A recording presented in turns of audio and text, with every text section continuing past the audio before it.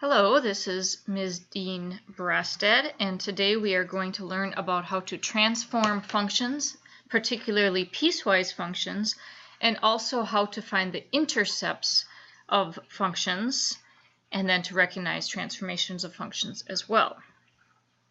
So we've done this before. You may need to look back at previous chapters, but we've been transforming functions all year. We've been translating them left and right, up and down. We've reflected them over the x and y axis, and we've vertically and horizontally stretched or compressed them. Those rules are going to still apply even if we have a piecewise function. So here's just a summary of the rules, what happens. For the horizontal translation, you subtract a number from the variable. For a vertical translation, you add a number to the end. Now remember that for the horizontal translation, you subtract a number to go right, you add a number to go left. It's a little bit opposite of what you might expect. For the vertical translation, you add a number to go up, you subtract a number to go down. For a reflection across the y-axis, you put a negative on the variable. So the variable becomes negative. So you have to multiply, a negative number times that variable. For a reflection across the x-axis, you just take the opposite of the whole function. Every sign will change. A horizontal stretch compression, this is the one where you have to take the reciprocal of the factor that you want to stretch or compress by. So if you want to do a stretch by a factor of 2, you actually multiply the variable by 1 over 2. If you want to compress, then that is a number between 0 and 1. So let's say you want to compress by 1/2. You would actually have 2x. You'd multiply the variable by 2, the reciprocal of the factor that you are stretching or compressing by. The vertical is a little bit easier because in this case you just multiply the whole function by that number. So if it's greater than 1, then it's going to be a stretch. If it's less than 1, it's going to be a compression. In general, the verticals are all easier. The vertical translation is easier because you just add or subtract from the end of the function. The reflection is easier because you just take the opposite sign of the whole function. And the vertical stretch or compression is easier because you just multiply the whole function by that number that you are stretching or compressing by. Horizontal translations have another part that is more tricky, and that is that the domain is going to change when you have a horizontal translation. You're going to have to also look at how the domain will change because it'll shift left or right. The domain part, the rule for each part of the piecewise function is also going to change. Not true for vertical translation. So yet another way that the vertical is generally easier than the horizontal. All right, let's look at the tricky part first. Here's a horizontal translation. We are starting with a piecewise function of f of x equals 2x plus 4 when x is less than 1. And f of x equals x minus 3 when x is greater than or equal to 1. So we want to translate this thing 5 units left. So we have to replace every x with x plus 5, including the x's in the domain, in the rule part of this. So we replace the x here with x plus 5. We replace this x with x plus 5, but also this x with x plus 5 and this x with x plus 5. And then you have to simplify everything. You're not done after you replace all the x's with x plus 5. So we still have to simplify. So we would have 2x plus 10 plus the 4. So that's where they got the 2x plus 14. And then we would have x plus 5 minus 3. That's x plus 2. Then we simplify the domain part, x plus 5 less than 1, subtract 5 from both sides. That's the same as x is less than negative 4. And then for the second part, subtract 5 from both sides, and you get x is greater than or equal to negative 4. So make sure you simplify as well. In number 1, the first part is there, but it's not yet simplified. So they're doing the same thing, but they're going 4 units right, which means to subtract 4 from the variable, not add 4. So they already did the top part. They took the x and replaced it with x minus 4. And now they have to, and they also replaced this with x minus 4. Now you have to replace this x with x minus 4 and this x with x minus 4. So we'd have 3 times x minus 4 minus 1, and then this x with x minus 4 if x minus 4 is greater than 2. But you're not done. You still have to simplify both of these parts. Actually, there's 4 things to simplify. Both expressions and both domains. So the first part, x minus 4 plus 3, becomes x minus 1 if, and now we simplify this, x minus 4 is less than or equal to 2. To simplify that, we just add 4 to both sides. So if x is less than or equal to 6. Then we move down to the second part. That was 3x minus 4 minus 1, or 3 times x minus 4 minus 1. We need to distribute and then get all of our like terms together. So we have 3x minus 12 minus 1. That's the same as minus 13. 3x minus 13. And then don't forget to fix the domain as well. So we solve this by adding 4 to both sides, and we'll get x is greater than 6. To do number 2, you're going to do the same thing, except you're going 3 units left. So you're going to replace, every time you see an x, you're going to replace it with x minus 3. Going to the left, oh sorry, we just did the right. We're going to go to the left now, so we're going to add 3. So we have x becomes x plus 3, and then we still had a plus 3. I'm not doing it twice. I'm just taking the x and changing it to x plus 3, and then there's another 3. And then remember, you also have to change the domain to x plus 3. So that's the top one, and then you simplify that. Then the bottom one would be 3 times, replace the x with x plus 3, minus 1, if, replace the x with x plus 3, and then we have to simplify this whole thing. So now we would have, let me get this all together here. We have 2 parts to our piecewise function. The first part would be x plus 3, that's x plus 6. And then to do the domain simplifying part, you just subtract 3 from both sides and get x is less than or equal to negative 1. Okay, on the second part of the piecewise function, if I distribute this, I would have 3x plus 9. And then the minus 1. So 3x plus 9 minus 1 would be plus 8. So I'd have 3x plus 8 if x is greater than negative 1. So that's as simplified as it gets now.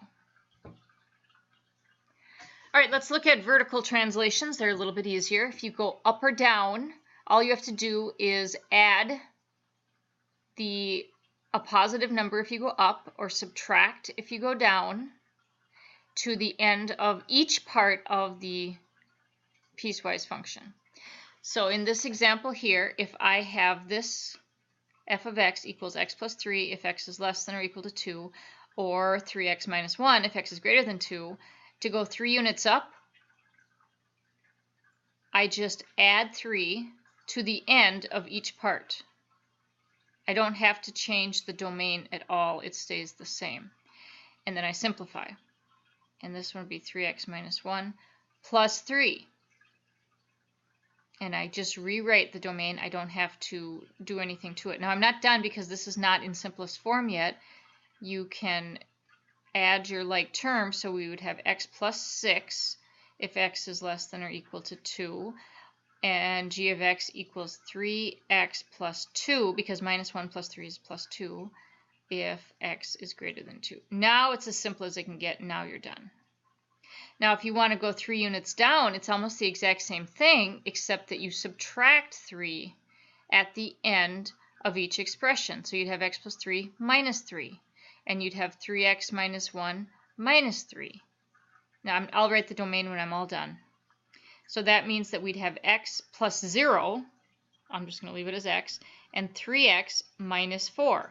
The domain parts, these won't change, so that would still be if x is less than or equal to 2, and the second part of the piecewise function would be x is greater than 2. All right, sometimes we reflect across the x or y axis in addition to the translations, and sometimes we have a horizontal stretch or a vertical stretch. So let's look and see about these stretches. All right, so this example says that there's going to be a vertical stretch by a factor of 3. So I just went back to my chart, which is on your worksheet, and I just took that little piece that I know, here's my vertical stretch. So I just copied it here so I could look at that. Vertical stretch says that you multiply the whole function by that factor that you are stretching by. So I'm starting with f of x equals negative 1/2 x if x is less than 0, or 1/2 x squared if x is greater than or equal to 0. And they want us to write a rule for a vertical stretch by a factor of 3. So that means that we need to multiply both parts by 3, the whole function by 3. And then just multiply that 3 through and see what you get. So 3 times negative 1/2 x would be negative 3/2 x. And 3 times 1/2 x squared would be 3/2 x squared. The domain part, the x is less than 0 or greater than or equal to 0, does not change for stretches or compressions. It's only when you're translating left or right that you have to worry about changing that part of the rule. And then this is just a graph to check and see if indeed the translation, or I mean, not the translation, the transformation, this vertical stretch looks correct, and it looks pretty good. Okay, now in this example, we're going to have a horizontal stretch by a factor of 2. So again, I went back and I just grabbed this little piece of the chart that showed what that would look like. A horizontal stretch by a factor of 2 means that I have to take the reciprocal of that factor, so I'm going to have to use 1/2 and multiply it just to the x. So instead of x, I'm going to write 1/2 x. And here, whenever I see an x, I'll write 1/2 x. So I'm going to have 1/2 x squared, and then I'm going to have 1/2 x minus 3. Now you can try to simplify that, but it's really not going to be very simplifiable. So all you can really do is rewrite it a little bit to make it look neater. But either this or this are both perfectly fine. There's really nothing to do to simplify any farther. It's just rewriting at that point. And again, here's a graph, which is a little bit tricky to tell whether stretches or compressions work, but it looks all right. All right, here's some more practice with horizontal stretches and compressions. So if we have f of x equals x plus 1, if x is less than or equal to 0, or x squared minus 1 if x is greater than 0, they want us to write the rule for each function g of x. And there's 3 different things that we're going to do to it. This is from your worksheet, by the way. So in number 5, it tells us to horizontally stretch it by a factor of 4. That's one like we just looked at.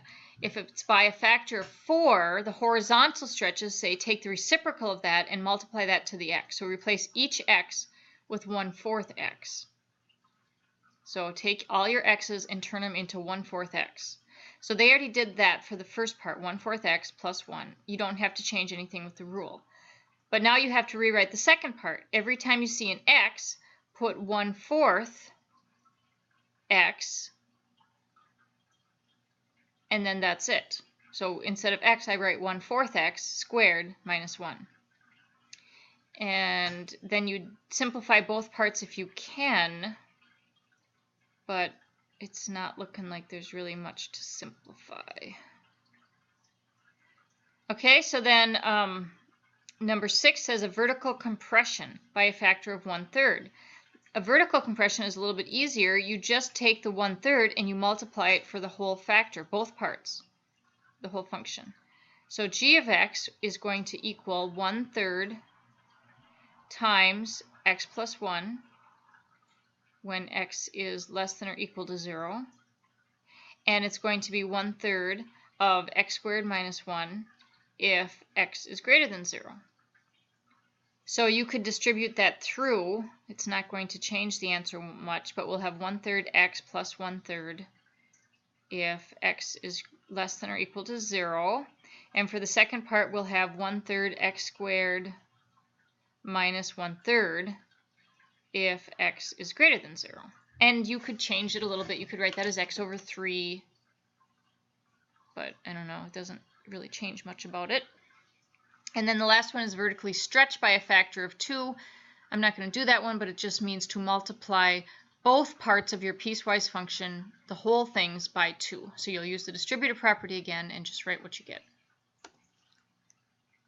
Now let's talk about the intercepts. The intercepts are where it crosses the x-axis or the y-axis. You've done this for a long, long time, intercepts, since Algebra 1 or maybe even before that.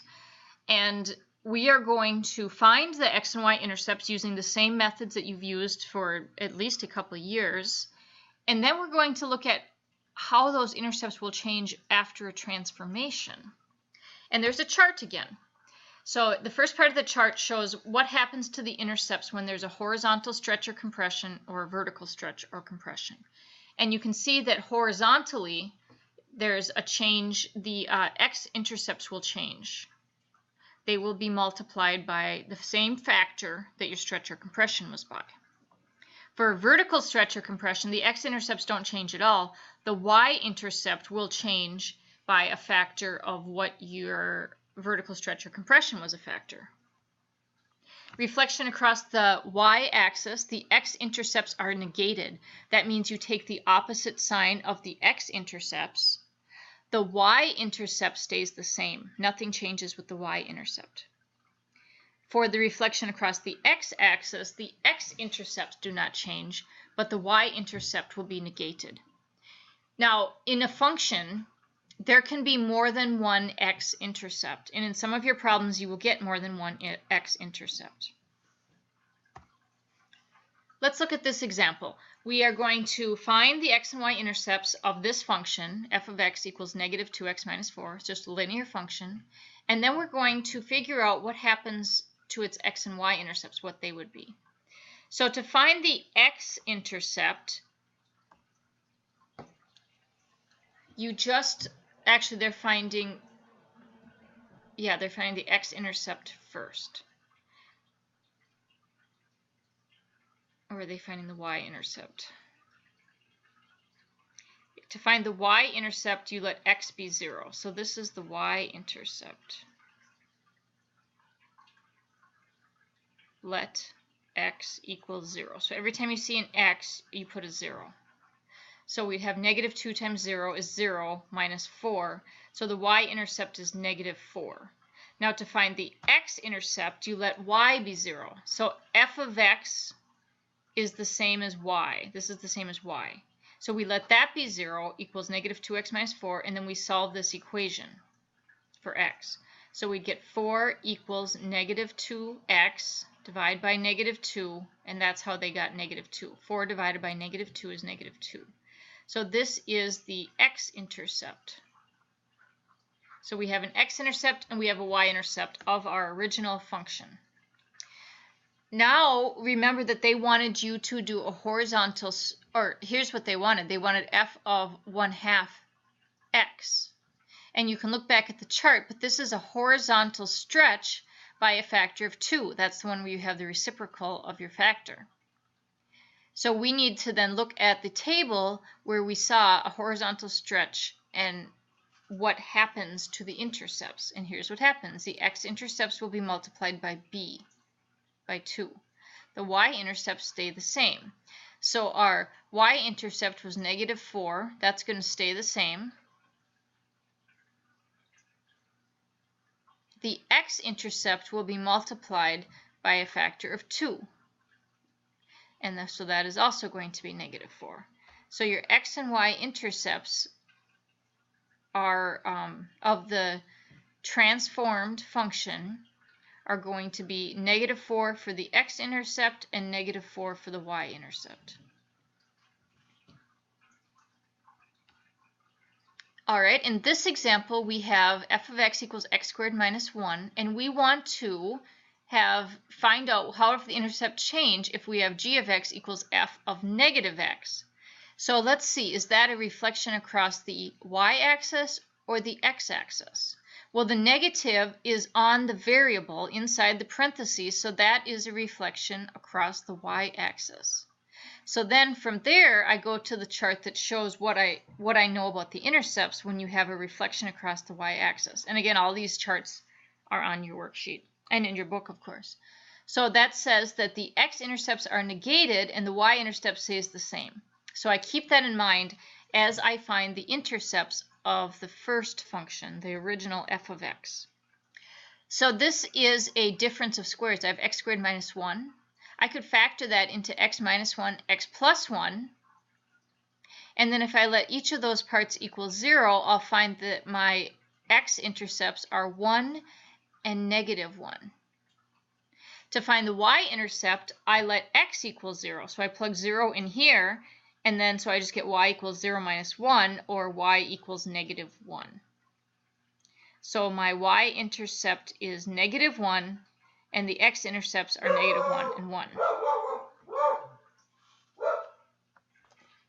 And then after the reflection, the horizontal reflection across the y-axis, it says the x-intercepts are negated. That means takes the opposite of the x-intercepts. Well, the x-intercepts are negative 1 and 1. If I take the opposite of both of them, I get 1 and negative 1. I still get the same numbers because there was one of each of them. The y-intercept is not going to change, so it's still negative 1. It's still negative 1 on here as well. So in other words, reflecting this graph about the y-axis changed nothing. The intercepts and the look of the graph still stayed the same. Here's another example. We have a function f of x equals 2/3 x plus 4, and this time g of x is equal to negative f of x. So we check this chart and we say, is that a reflection across the y-axis or the x-axis? And this time it matches this format where the negative is in front of the function. So this is a reflection across the x-axis. Then we go to this chart, which tells us that in a reflection across the x-axis, the x-intercepts stay the same and the y-intercept is negated. So let's go back and find the y-intercept. That's the easier one to find by letting x equal 0. So we'd have 2/3 times 0 plus 4, which is 0 plus 4 is 4. So the y-intercept is 4. To find the x-intercepts, we let y equal 0, and then we solve. So subtract 4 from both sides. So we have negative 4 equals 2/3 x. And then I'll multiply both sides by 3/2 to multiply by the reciprocal to get rid of the fraction. So I get, let's see, I get negative 6. Negative 6 is my x-intercept, and 4 is my y-intercept. So the y-intercept is negated, so it will be negative 4, and my x-intercept is going to stay the same, so negative 6 again for my g of x. That's just them doing the same thing. And this is a graph just to verify that that is indeed what we get, that the x-intercept is right there and the y-intercept got negated. In this example, we have f of x equals x squared minus 9, and g of x equals 1/3 of f of x. This is a vertical stretch or compression by a factor of a. So this one's a compression because it's less than. And our y-intercept is when we let x be 0. So 0 minus 9. So the y-intercept is negative 9. And our x-intercept, we can factor this to be x minus 3, x plus 3 equals 0. So then we get x equals 3 or x equals negative 3. So we have two x-intercepts at 3 and negative 3. And our y-intercept is at negative 9. Now the rule is that the x-intercepts will stay the same, so they'll still be plus or minus 3, and that the y-intercept will be multiplied by a factor that's the same as this. So I have to multiply my y-intercept by 1/3. So 1/3 times negative 9 is negative 3. And the x-intercepts will still be plus or minus 3. So you can see that the x-intercept stayed the same. Here was the f of x, negative 9. When I multiplied that by 1/3, I got negative 3. So that is after it has been compressed.